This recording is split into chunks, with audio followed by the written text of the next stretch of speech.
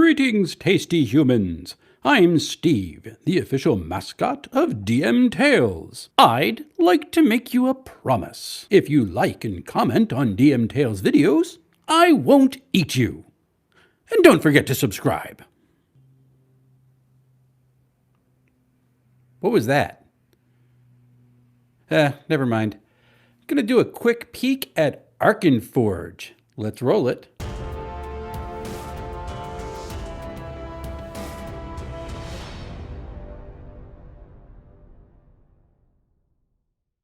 Okay, so the only VTT I've run since I've started my GM journey has been Foundry VTT, and I love it.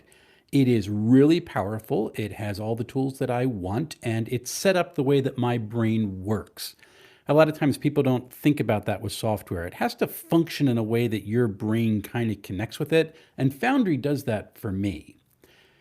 The problem is it's designed to be an online virtual tabletop, and since about September of last year, I've been running a monthly in-person game, and I've used Foundry to do the maps when people are there around the table, but it's less than optimal. I have to go through a whole rigmarole to set it up. It wasn't too difficult for someone with a little bit of technical acumen, but still a little bit of work, and my poor integrated graphics MacBook Pro just isn't up to pushing all those pixels the way that Foundry VTT really requires. So I was looking at finding something else, and up popped Arkenforge. This is an in-person virtual tabletop that handles the maps. It's also a very good map maker that you can use for other virtual tabletops, so that's pretty cool. And because it's an in-person tool, it doesn't have a whole bunch of the bells and whistles that things like Foundry or Roll20 will tend to have, or Fantasy Grounds. It doesn't have a dice roller or an initiative tracker or integrated character sheets or a chat application. All this sort of stuff is not what you need at an in-person table. Really, all you need is the ability to move tokens around and change the maps up and maybe move some terrain, and that's pretty much it. And that's what Arkenforge does really, really well.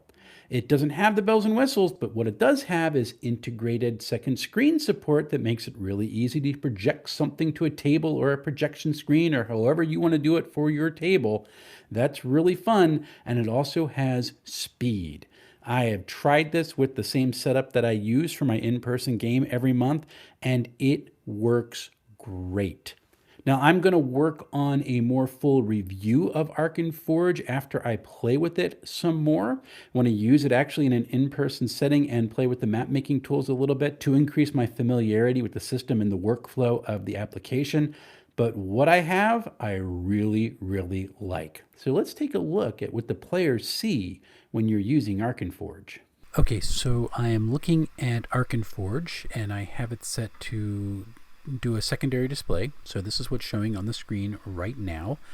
And this is basically what players will see if I have a TV laid out on the screen or on the table, or if I am actually trying to stream this to something. This will be what's going on because this is going into OBS right now. And you can see that tokens can be moved. I can move them one at a time by going on the using the arrow keys.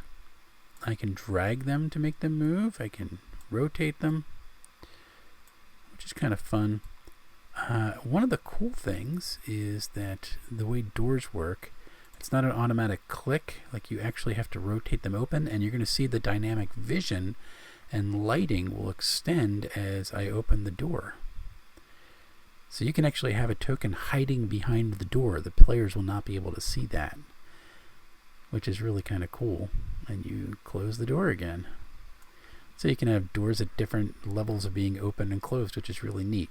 The way this works is there's a box on the GM screen that you can drag around. So I'm going to drag this around, and you can see how that changes on the screen.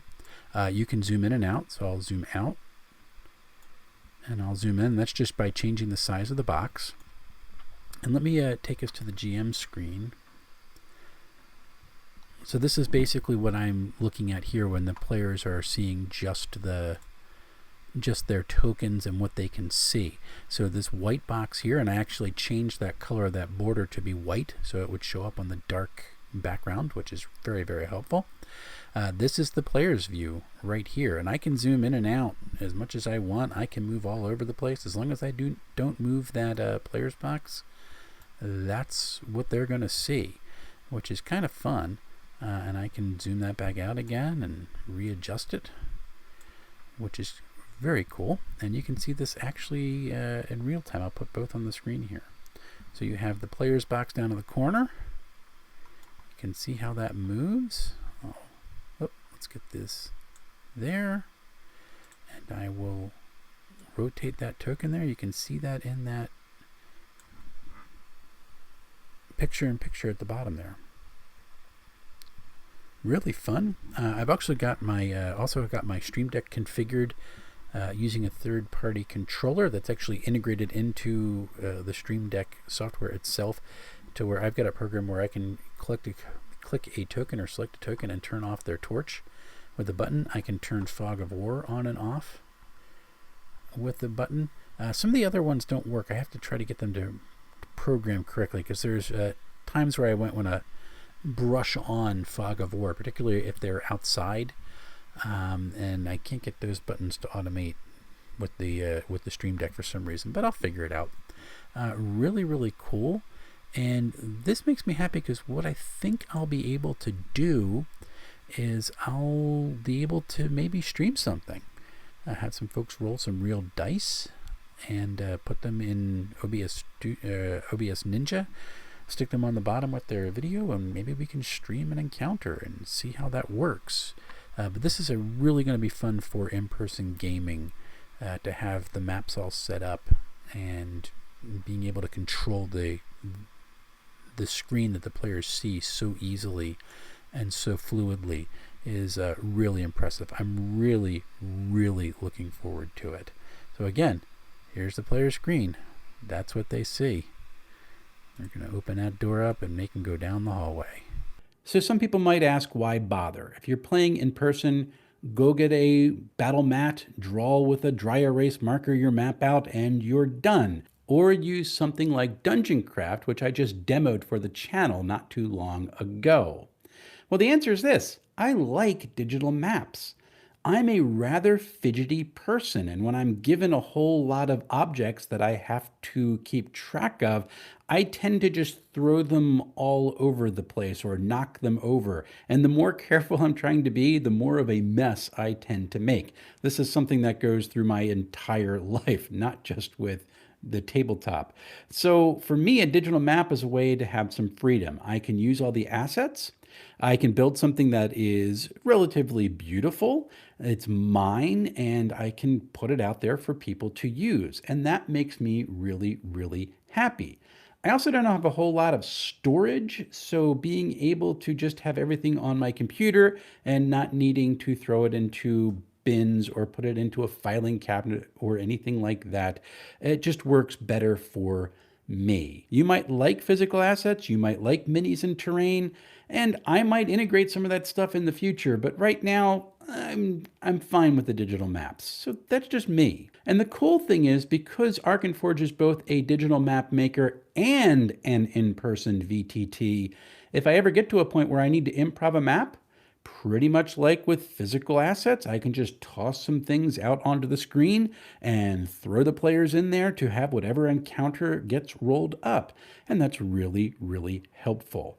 So Arkenforge kind of hits a sweet spot for me for my in-person play. I really appreciate it.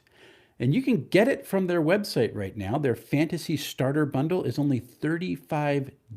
And they have a whole store full of assets that you can buy that will just give you a wider range of things you can throw at your characters. The application is available for both Mac and Windows, and they do have a trial period, so there's no reason not to download it and check it out. I encourage you to do that. I am working on my review of Basic Fantasy 4th edition, and until we see each other again, folks, happy playing, everyone.